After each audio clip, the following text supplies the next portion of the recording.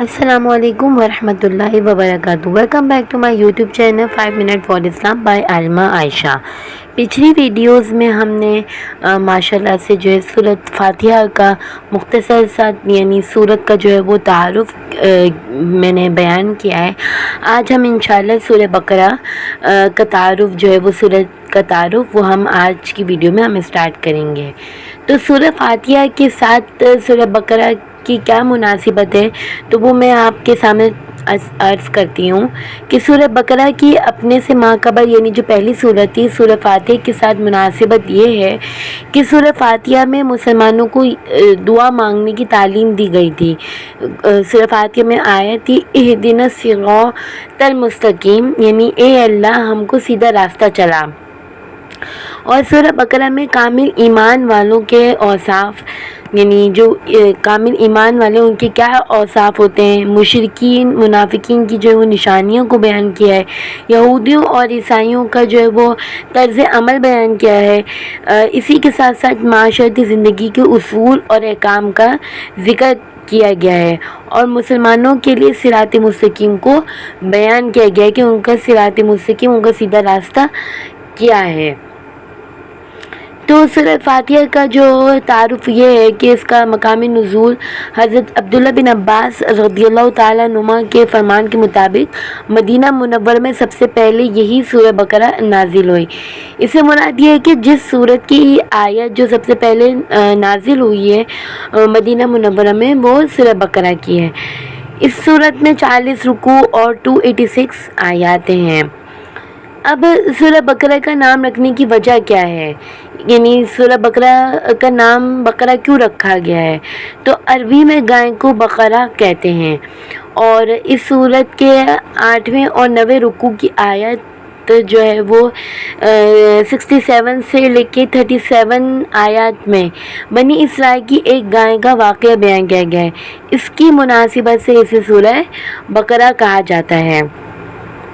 اب اس کے جو ہے بہت یعنی سورہ بقرہ کے جو ہیں وہ بہت سارے بے شمار جو ہے وہ فضائل ہیں، ان میں سے چند میں آپ کے سامنے جو ہے وہ احادیث ذکر کروں گی کہ حضرت ابو امامہ باہلی رضی اللہ تعالیٰ عنہ سے روایت ہے کہ نبی کریم صلی اللہ علیہ وآلہ وسلم نے ارشاد فرمایا قرآن پاک کی تلاوت کیا کرو کیونکہ وہ قیامت کے دن اپنی تلاوت کرنے والوں کی شفاعت کرے گا، اور 2 روشن صورتیں یعنی سورہ بقرہ اور سورہ آل عمران یہ پڑھا کرو کیونکہ یہ دونوں قیامت کے دن اس طرح آئیں گی جس طرح 2 بادل ہوں یا 2 سائبان ہوں یا 2 اڑتے ہوئے پرندوں کی قطاریں ہوں، یا دونوں صورتیں اپنے پڑھنے والوں کی شفاعت کریں گی۔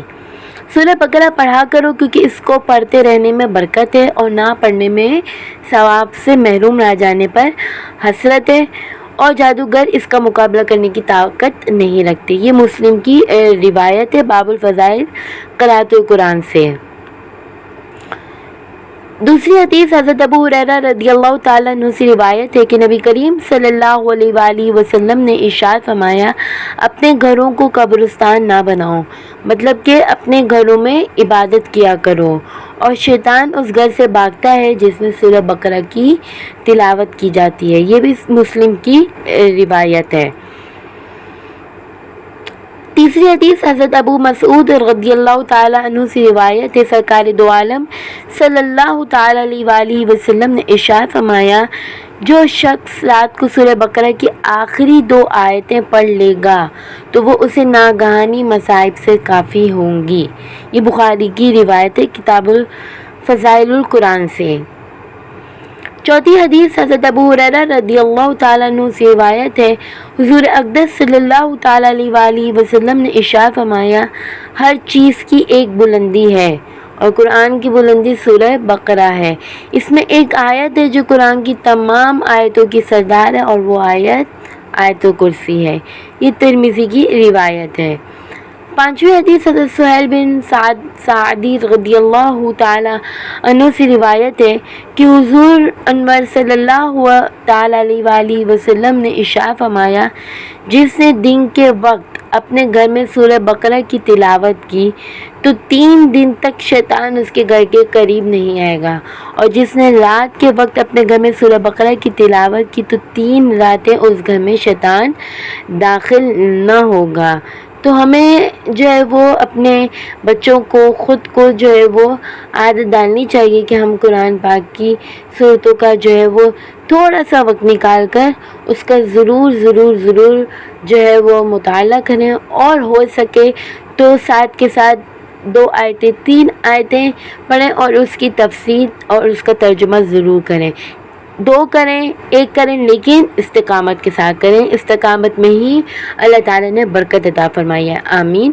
باقی اب انشاءاللہ ہم اس کے مضامین کا نیکسٹ ویڈیو میں بیان کروں گی، تو جس نے ابھی تک ہمارے چینل کو سبسکرائب نہیں کیا سبسکرائب کریں اور بیل آئیکن کو دبانا نہ بھولیں، تاکہ کوئی بھی اپڈیٹ ہو تو وہ آپ سے مس نہ ہو سکے، اور زیادہ سے زیادہ شیئر کریں تاکہ لوگوں کے علم میں اضافہ ہو سکے۔ ہم جو ہے وہ بہت زیادہ ان سے جو ہے وہ دور ہو چکے ہیں، تو اب ہمیں اور ہمارے معاشرے کو اور ہمارے بچوں کو بہت ضرورت ہے کہ ہم علم دین ضرور ضرور ضرور حاصل کریں۔ اگر ہم نے خود سیکھا ہوگا تو ہم آگے اپنی نسلوں کو بھی سکھا سکتے ہیں، آمین آمین بجان آمین۔